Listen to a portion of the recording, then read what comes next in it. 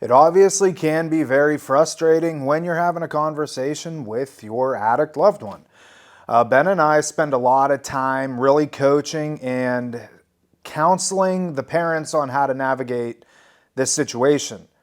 Here's 3 things that I need you to consider when having a conversation with them, because this can be a pivotal moment as to whether or not they get the help that they need.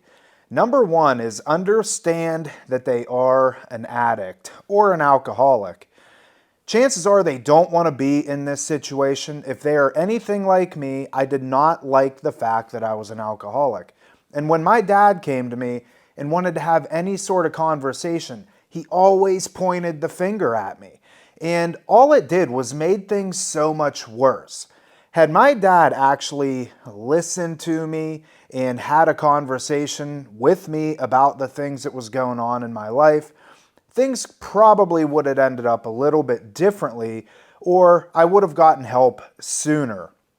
But he spent a lot of time really badgering me about how much I drink, so on and so forth, and the destruction that I'm causing, as if I don't already know this stuff. So that's the first thing. Understand that they are an addict, they are an alcoholic. Chances are they don't want to be this way. They just don't know how to change.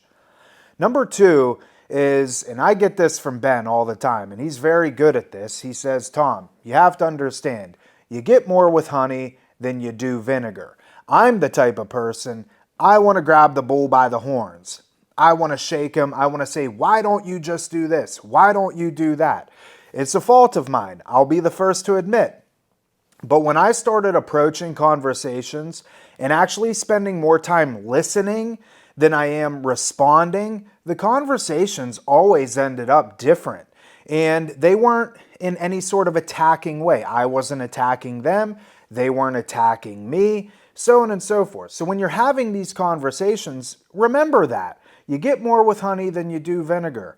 And the conversation will probably go different and better than you had planned. And the last thing is no texting. Do not have a conversation with your loved one via text message or email. I see this all the time. People get in these text battles, and it is the most childish thing that I could imagine, because number 1, you can't portray any emotion. Number 2, what I text you can be interpreted completely different than what I intended it to be. And so you get this text message from me and you read it and it comes across as condescending and mean, so on and so forth, when that's not how it was intended to be interpreted. So that's very important. Do not have text conversations with your addict, with your loved one. Wait until you can either get in person or wait until you can at least have some sort of phone conversation. Listen, the majority of us have iPhones, we have Androids, you can FaceTime, you can get on Zoom calls, whatever the case is. No texting. All right, so those are just 3 points, and I hope you utilize them, because if you do, I feel like that your conversations will go a little bit better and you'll stop beating your head up against the wall wondering why they're not listening to you.